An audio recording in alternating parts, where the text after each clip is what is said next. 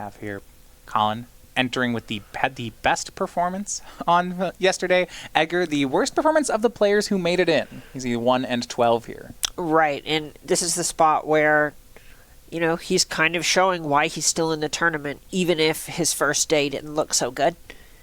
And Collin starting off on the play, but he quickly loses that tempo advantage. Just for Edgar, it's a turn 1 Gilded Goose. Yeah, and this is one of the hallmark plays of these sacrifice decks, is Goose is something that's going to accelerate you and also just give you a ton of material.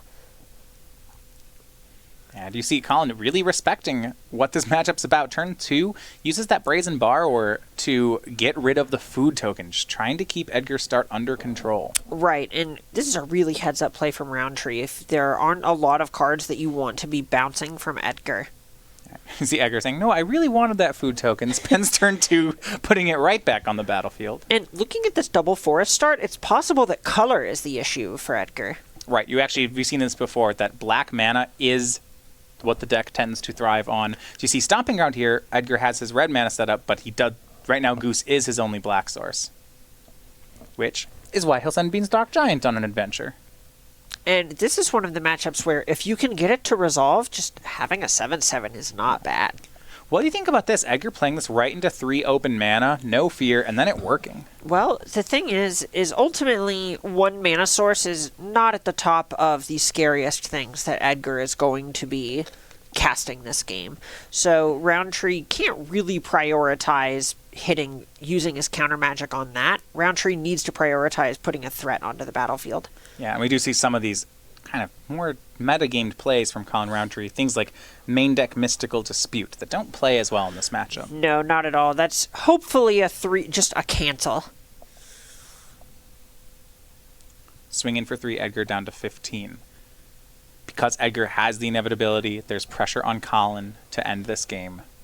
If we get to turn 8, it's not going to be good for the Simic player. Yeah, this is a situation where Rountree needs to get the game over. The more resources that Edgar ends up having between just getting untapped steps and getting to use his cards, and then also the natural increase of resources that comes from every draw step, that's really going to hurt Rountree's chances here. Yeah, we saw Jund Sacrifice in the hands of Matthew Dilks overpower Simic ramp decks. If it can do that, I don't see how it wouldn't do the same to Simic Flash. Exactly. When you're beating up on 8/8 Hydroid Crazies, beating up on 3/1s and 4/4s is a much shorter order. For Edgar, shocking an overgrown tomb into play, down to 13. Right now, it is mostly mana he has. And we might be looking at a Corvold. That would be a pretty bold move here into open mana. Listen, sometimes you just gotta say call. Sometimes you know they don't have it.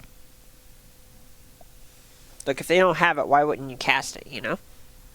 If it resolves, it certainly is the strongest play. We see 6 mana, and actually it's Casualties of War. And Kyle's just like, I mean... No. Edgar taps 6 mana, is like, this is... Put that in the graveyard. To be fair, if there's a card where you are just going to force your opponent to show you, that is it. Yeah, blow up your creature, blow up your land. No. Collin is not having that. And Casualties of War is one of the worst cards in this matchup. It's right for exactly that reason. It takes 2-for-1. All of the mana. You can't really maneuver around things like Mystical Dispute. Thrashing Brontodon for Edgar, the 3/4, a nice card, but not really an answer to Brazen Borrower. And he continues to put these shocklands into play. Now, Stomping Ground, we do see Witch's Oven. But at some point, I'm concerned with how low Edgar's going on life points here. Well, on the bright side, Gilded Goose is very good at just giving him a ton of life.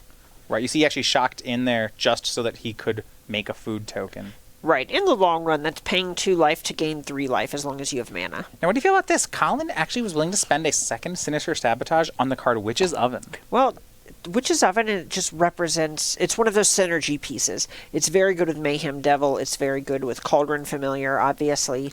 These are the things that can put Edgar in a game and Rountree out.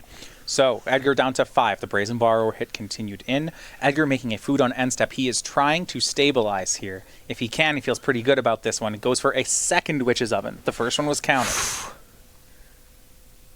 And this time, it works. Now we see Mayhem Devil. If this resolves, it's going to be pretty easy to take care of that Brazen Borrower. This cannot resolve for Rountree. Right. This is going to put the game out of reach. if it hits the table. Right. He can just use the food token to make mana with Gilded Goose and pop, shoot down Brazen Borrower. Exactly, or even just gain life. All right, well, he's got the Aether Gust. That's going to hold it off for a turn. Edgar's got to be concerned if there's another Brazen Borrower out. Things get as Collin's last card, things get pretty scary. So, it's back on top of the deck. Brontodon swings in. Gilded Goose back maybe to Chump Block. We will see. To Collin we go. He's got Edgar to 5. That's 2 hits. But there's Witch's Oven in play. There's a Chump Blocker in play. There's already 1 food token out. Edgar might be able to hold on for longer than Collin would like. Yeah, this is a spot where with that food and this Brazen Borrower, Edgar can just pay mana to undo Collin's combat steps for as long as he's attacking for only 3. Right. And we know that Mayhem Devil, Collin's answer to it wasn't a permanent one. It's back on top of the deck. Edgar's going to draw it again. Right. Collin, I believe he has a Sinister Sabotage in his hand. But he's really in a spot where he may be priced into just pulling the trigger on that next turn. I see a Nissa, though, and he may just be weighing if he wanted to develop that instead. Swings in Edgar down to 2. Land and pass for Collin. Second food token for Edgar. He knows that these food tokens can hold off the Brazen Borrower. He will try for Mayhem Devil again. It is still a must counter, and counter it Collin will. His third and final Sinister Sabotage has been cast. Mayhem Devil into the graveyard. The way I see it, sometimes they just have it. Only 1 card left in hand for Edgar. And this means he's going to have to start eating these food tokens. Right, and with this copy of Nissa that Rountree has, this is more power than Edgar can eat food to fight. So Nissa, who shakes the world, makes a 3/3. Both these coming in, so we're going to have to see what a food sacrifice and a Chump Block. Yeah, this may actually just be a runaway for Rountree here. Yeah, managing to hold on just long enough. We will see. Swings in for 6. So for Edgar, yeah, unless that last card does something here, there is only one way to stay alive.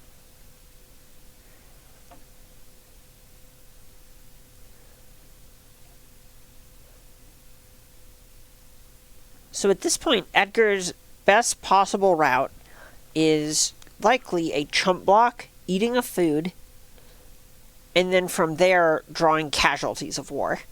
That would do it. Nissa's a planeswalker, Brazen Borrower is a creature, Island is a land. Casualties of War could work out here. He plays 4 of it in the main.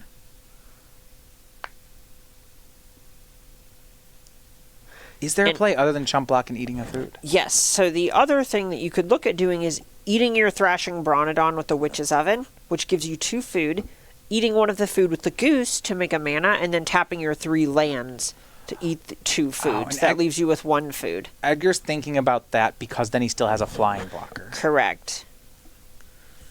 In the end, though, I think he values the 3/4. It does give him the ability to attack back against Nissa, or perhaps block next turn. Exactly.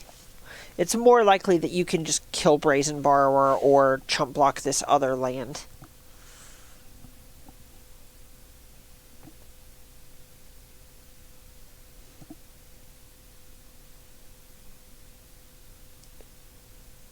That's when you play gains 3, goes to 5, blocks the 3/3, back down to 2, and a pass. Can Edgar pull the Casualties of War?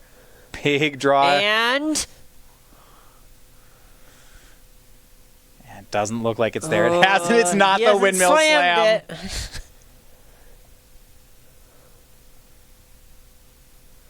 But there are some other plays that will buy him turns. This isn't the Casualties of War is not the only out. It's just the best one. Yeah, absolutely. There's a spot where if he could find something like a Corvold, that could do it. Brontodon attacks Nissa. Nissa takes 3. Land. Massacre Girl. This was one of the other outs we were thinking about. So, first, everybody gets -1. Now, that means another -1. Edgar, if he wanted to get rid of the land, right, he could have used the Brontodon, but he decides against that. Right, he could have sacrificed it for food, but here, this puts a squeeze on Rountree where he's incentivized to leave things back. Otherwise, he runs the risk of losing his Nissa to this Massacre Girl. And Massacre Girl has given him some reprieve. All Collin can do, make another 3/3, pass the turn. Now, over time, this is going to add up. Right, and now Edgar's trying to figure out if he wants to crack this food. And he does, goes to 5. Right, and the nice thing about this play is it lets him look into actually pressuring Nissa. Yeah, he'd love to draw something like, well, Casualties of War is still great, Cauldron Familiar, and that is the draw! Whoa. With the Witch's Oven in play. This is one of his better draws here. This is how the turnaround starts. So, a drain. Edgar to 6, Collin to 13, but wait, does Collin counter it? Oh. He Frilled Mystics.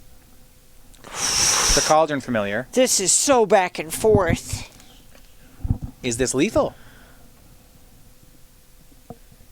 You can cook the Brontodon into 2 food, maybe to stay alive, but this was a pretty big win for Collin. Oh, absolutely.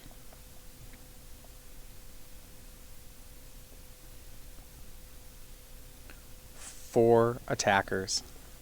Collin deciding whether this is the turn to swing. All his creatures are 3/3s and 3/2s, and they don't attack well into Edgar's board. No, not at all. But there are 4 creatures here, so maybe, just maybe, that's enough. Collin thinking about it. Makes the land. Is it going to be a full attack? It is. So all 4 creatures swing. So on Edgar's side, he can't make the 2 blocks he would like to make. No, he would like to try and just eat 2 of the untapped lands here. But in order to survive, what he's likely going to have to do instead is look at eat the Bronodon with the oven and then sacrifice things to stay alive. He also could look at blocking 2 things and then sacrificing the Bronodon after blocks and only eating 1 of the food, leaving himself with 1 food left after that. That would let him get Cauldron Familiar going. Correct. Given that, of the options given right now, it sounds like that might be the best one.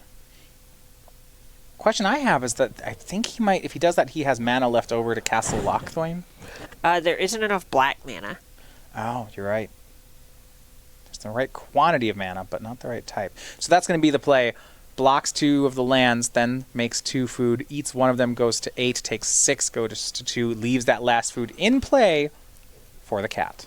Right, and the big idea here is if you're not attacking with the cat, this is going to make the top of your library stronger in case you find something like a Corvold or a Mayhem Devil.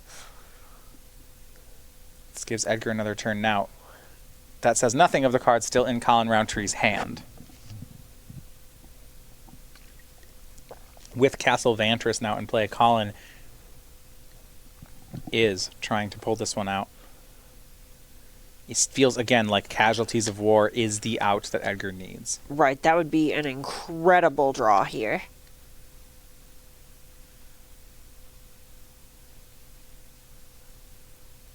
Looking at another Massacre Girl? Actually, another Massacre Girl would do it. I think, no, he only has the 1 in the main, however. Draw was another Cauldron Familiar. That's not an awful one. Yeah, it goes up to 3, drains Collin for 1. Is it enough, though? Well, you get to buy back the other Cauldron Familiar, which will put you up to 4, which means that's 1 less creature that you have to block. Collin going to try to find a way out here. Castle Vantress is the play. Ooh, is that a Brazen Borrower? I think so, and anything like that should be good enough.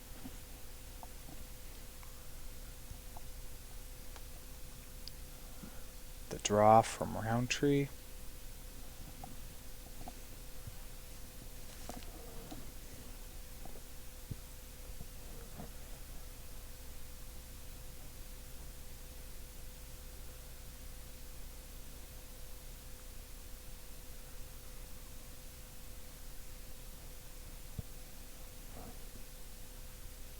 And swing for 12.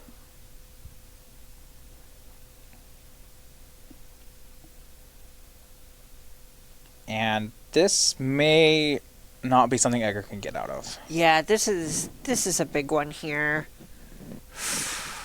Well, I guess he can. I mean, he certainly can block 2, gain 3, bring back Cauldron Familiar. Ugh, this is not great. Okay, so he sacrifices the food to bring back Cauldron Familiar. Edgar goes to 4. There's 3 blocks here.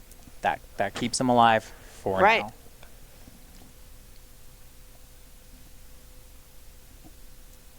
Looks like it's going to be the play. 1 block, 2 blocks. Is he keeping the cat around and not blocking with it? Interesting. Well, he'd have to block with it, otherwise he's dead, right? I think so. Looks like it. The thought maybe you can sacrifice the cat that's blocking and then just pay 2 to eat the food. That way Okay, you get that's to what he's keep a gonna do. cat on the battlefield. All right, makes sense. So block here, sacrifice the cat that's blocking, gets a food, goes up to... gets a food token, takes... and sacrifices it, so it goes up to 7, takes 6, goes to 1. And Collin says go. One more draw. We still need casualties of war for Is that Edgar. another cat? Another oven might have some play. I don't know that another cat does. Yeah.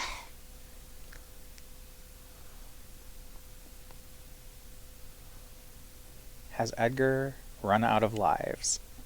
We'll see. Oh, because the cat. Yeah, he's got all his cats. You little Dickens.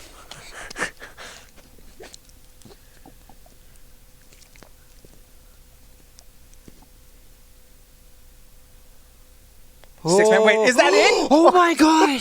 And this was the play, casualties of war.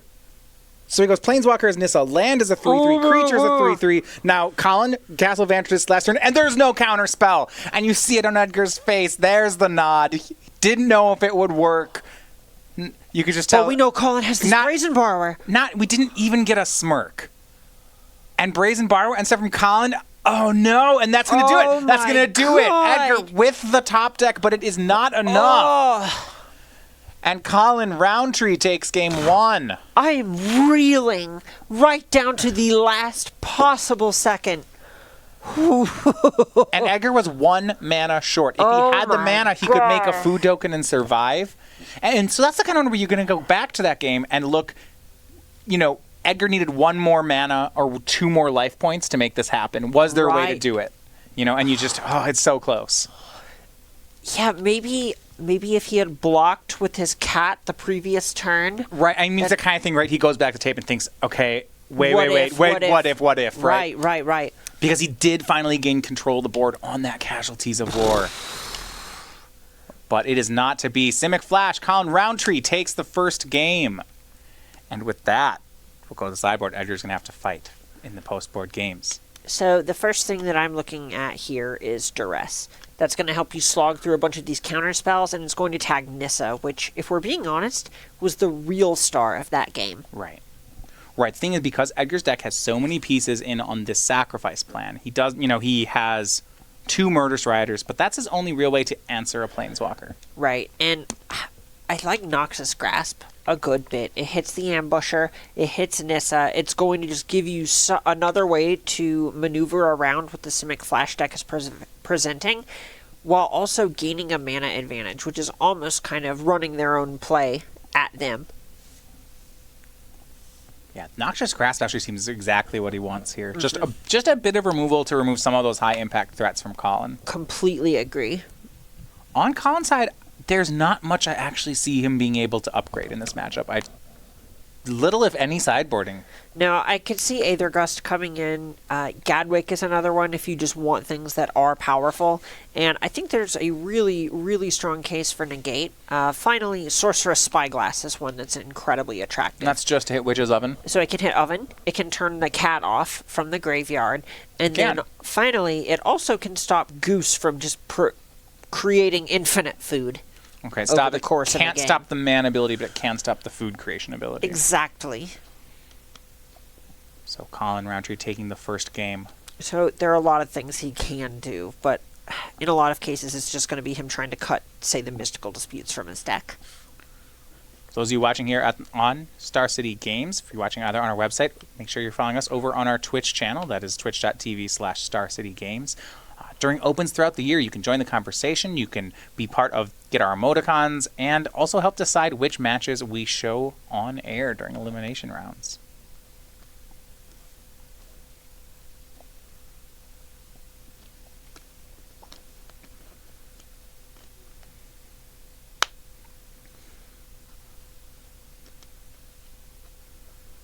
But Collin hanging on there for the first game. Now just needs one more win. On Edgar's side, it It was close. Yeah, it felt like he was hanging on by a thread for a long time, and that was the last chance for Collin to really slam the door shut. Yeah, and one of the things I do want to see moving forward, where I think Collin might struggle, is there were some of the cards here. First of all, on Edgar's side, Mayhem Devil. If he finds one, the game ends, and we saw that for a while. Correct. Collin had to double Aether Gust away or double Sabotage away this Mayhem Devil. Second card, and one that I don't think Collin had to beat that game, was Trail of Crumbs. It's a 4 of in Edgar's deck. In a situation where Edgar gets one of those down early, I don't think Collin answers it very well, and I don't know that he beats it very well. Right. The thing about Trail of Crumbs in general is once it is resolved, the only thing that gets it off the battlefield is Aether Gust or Brazen Borrower, and those don't actually deal with it. Those kind of need a counter spell to go with them.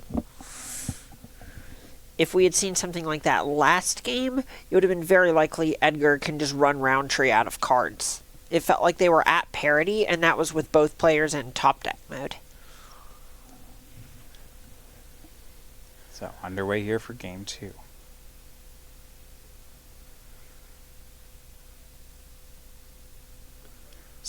We still have, mentioned before, 8 players remaining in the tournament. So as you're watching here, we have Standard. This is our last match of Standard of the day. We already have Oliver Tamaiko qualified for Sunday's rounds. The winner of this will qualify as well. After that, we conclude the day with Modern matches. Players in the Modern bracket already have 1 loss. The second loss will knock them out. We will have 4 remaining matches in Modern, getting that field of 8 down to its last 4.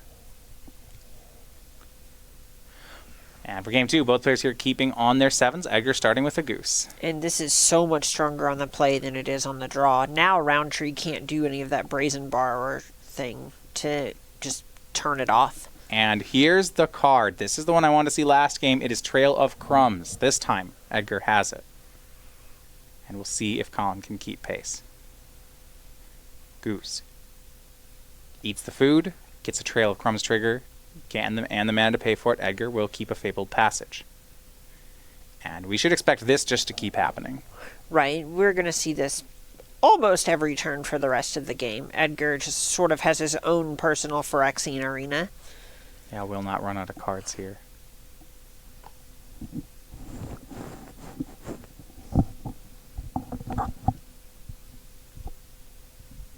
Thrashing Brontodon, the play here for Edgar. Just spending his mana each turn.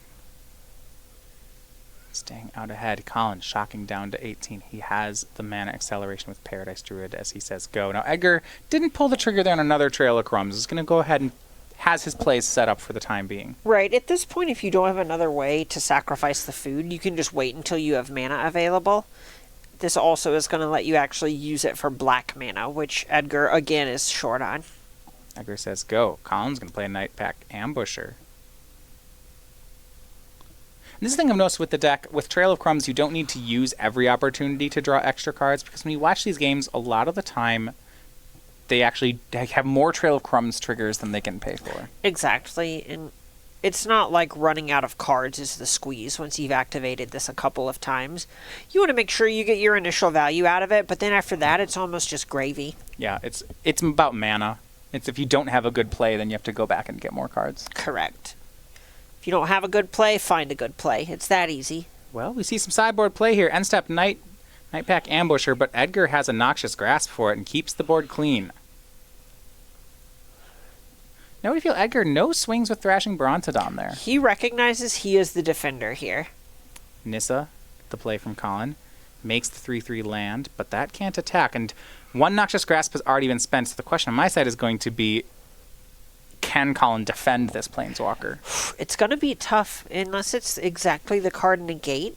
Something like even a Murderous Rider or a Noxious Grasp are all just going to resolve. Yeah. Well, thanks to Collin's side, the 2 mana from Breeding Pool and Nissa means he does have an Aether Gust available, so he's not just immediately dead to something like Casualties of War. But we see Murderous Rider. And Casualties is the kind of card I would be surprised if it were in post-board games. A lot of the time you can just kind of go over the top of what the Simic Flash deck is doing, even without that card in your deck. You don't need the help of hammers when your synergies just win on their own. And you see Edgar's deck post-board is much more of a Jund deck and much less of a sacrifice deck. We're seeing card draw and removal. Yep. And against a tempo deck, if you can remove their plays as they play them, tempo decks tend to not play very well. Right. There's not a ton of card advantage in Rountree's deck. Here, what Rountree's likely thinking about doing is Aether Gusting his own Nissa. I mean, right, it's hard. So Aether Gust could save it. If he negates here, for example, then the Brontodon gets to attack. It doesn't even end up that well. Yeah, I think if you have a negate, you just really want to slam it to make it happen. Since you can get another 3/3 out of the exchange, the tough call is the Aether Gust. And that is the play. He decides to gust his own Planeswalker. And because the spell's counter on resolution, the Rider does not go on an adventure. You see Edgar, 3 mana remaining, mana down, sure, makes Mayhem Devil. And this is all sorts of problems for Collin. Right, now you just have Rountree. You're beating him on both ends. You're ahead on the battlefield, and you have a better source of card advantage. Right, Nissa untaps the land, but you see a tapped Paradise Druid into a Mayhem Devil. This isn't where Collin wants to be at all.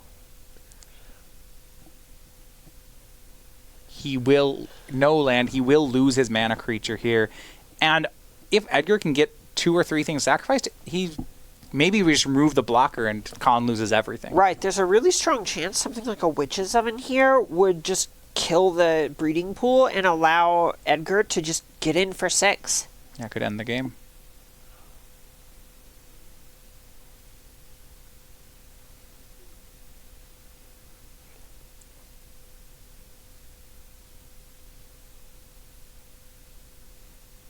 And a second Murderous Rider from Edgar. So the greedy play is to go after the breeding pool. And we'll see what it's targeting. It was a Growth Spiral. And Edgar, no, not greedy here. He just goes after. I'm a big fan of this play because this doesn't have you get just clowned by another copy of Aether Gust. If, say, Collin were to Aether Gust the Mayhem Devil in response to that. And I think with a 3/4 in play by Edgar, what does he care about giving Collin an extra 3/3? Exactly. The body's already fairly invalidated. And Collin's been missing land drops. Right, so he hasn't been developing very much here. And I think that's why we're going to see this play.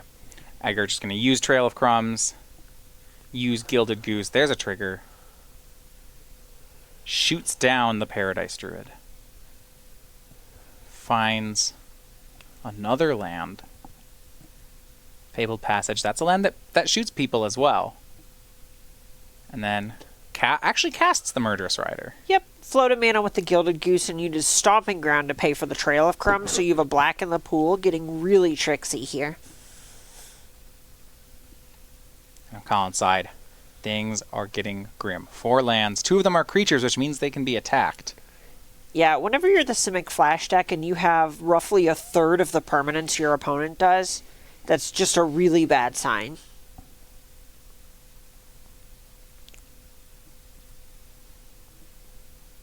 I think here, Collin, looking at Chemister's Insight in hand, yeah, it's that there's no way he's coming back from this, and he knows it.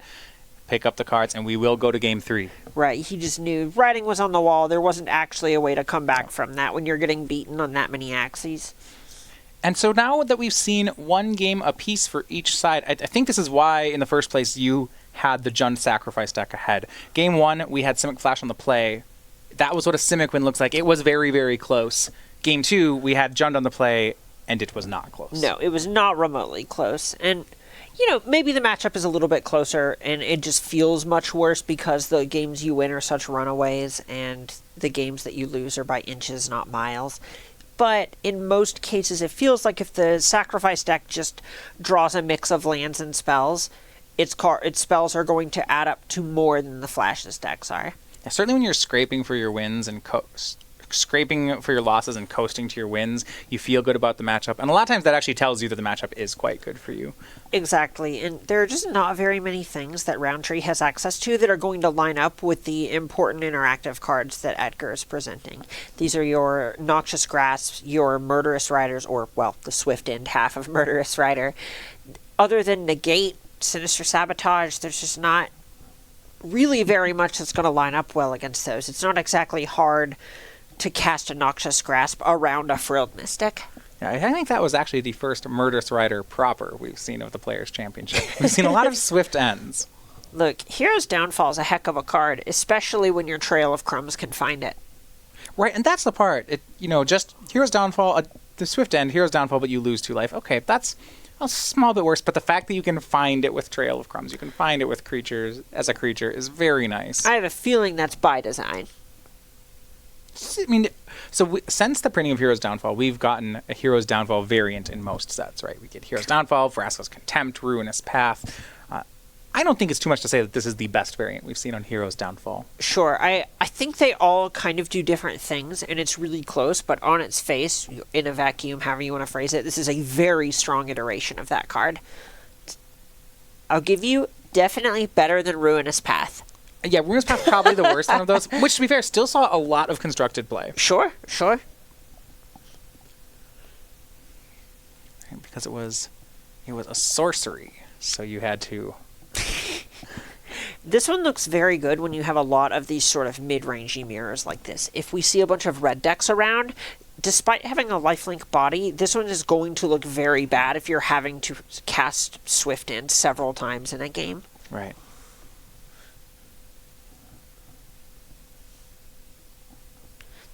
Both of these players, 1 game win away from the top 4. Yeah, and we saw this with Zan and Oliver as well. That one, Oliver Tomiko, our first player in.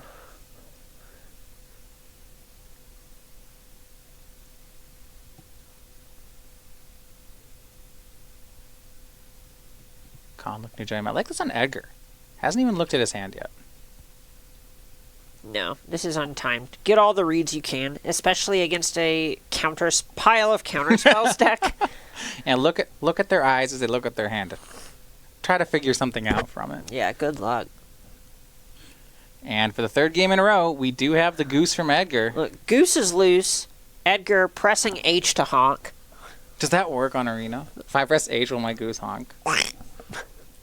If that's true, Arena's about to become so much worse for everybody else. Look, after Canister winning last week, I don't know how much you caught of the Mythic Championship.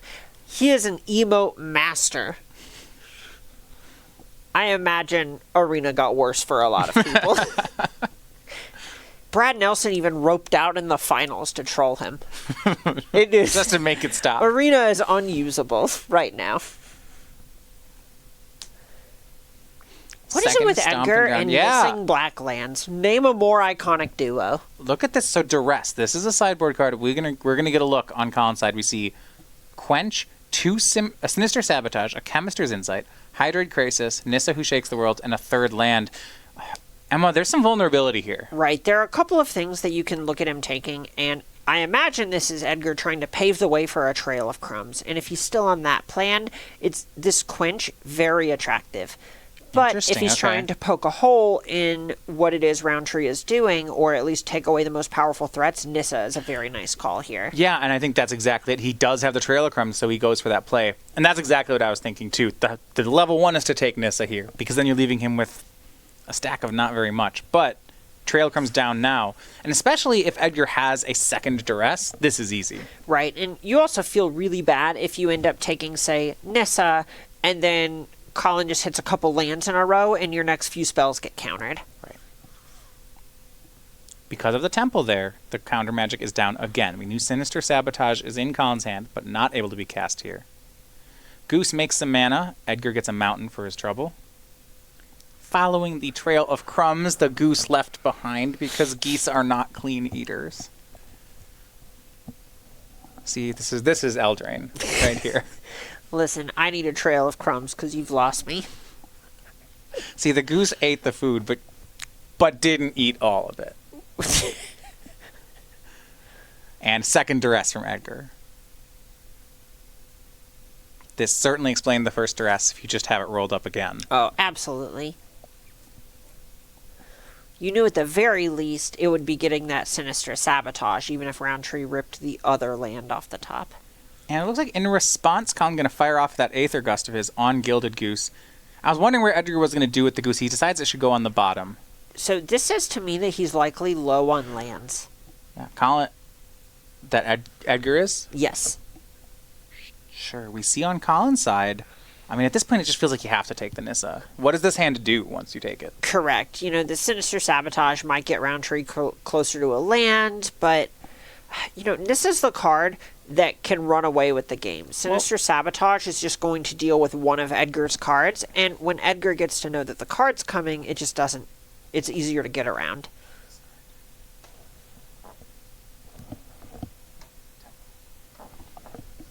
And he takes Sinister Sabotage. So he's leaving Collin with uncastable ones. And we do look at the fact that Collin scryed and didn't... Yeah, he scryed to the top, I believe, which means this fourth land was probably there. Okay, this makes sense. Why Edgar put the goose to the bottom is that he had another one. Right. So 4 lands. Collin can either... He can leave up... He doesn't have Sinister Sabotage anymore. He can leave up that Chemister's Insight, and he's hoping that it'll go Insight into Nissa, and that will be good enough. Right, and the thought there was if you wanted to cast Krasis to just develop an attacker, or Insight to increase the odds you hit that land. And now we see why the Sabotage was taken. It's because Corvold is the play for Edgar. He sacrifices the food. And at this point, I want to see if both players get their 5-drops. If Edgar gets Corvold and Collin gets Nissa, I think Edgar's okay with that. Yeah, I mean, Corvold attacks and immediately kills Nissa. Corvold the play. Oh, is he looking at sacrificing this trail of crumbs? He is. Gets the counter, draws a card. I mean, this is a show of strength. Right? Why do you need Trail of Crumbs when you just can have the card for free every turn with Corvold? 2 cards from Collin. They're both lands. He doesn't have an Aether Gust yet. He needs to find a way to get Corvold off. He cannot keep this card on the battlefield.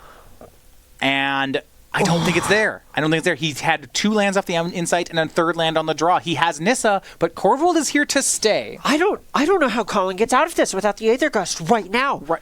I mean, right, the only thing that's going to happen is Edgar will untap with Corvold, draw a lot of cards, and Collin's going to have to try to clean up the mess afterward, but I don't know that he can do that. Edgar is going to deal so much damage to Collin here.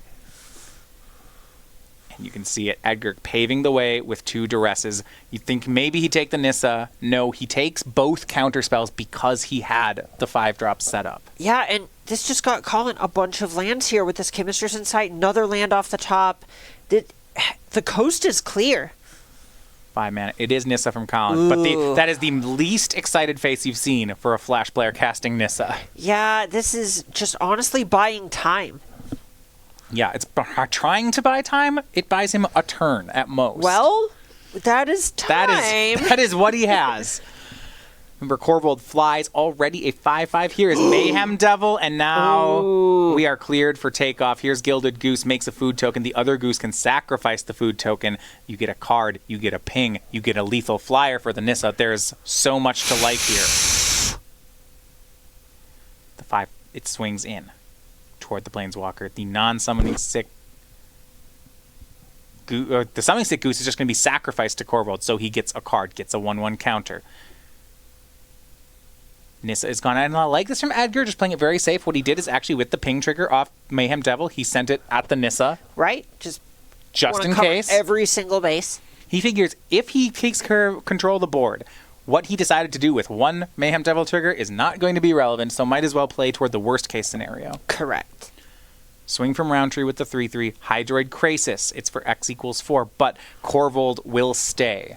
Right, and now Collin, he has basically one more shot at this Aether Gust, and if he doesn't find it, that's going to be it.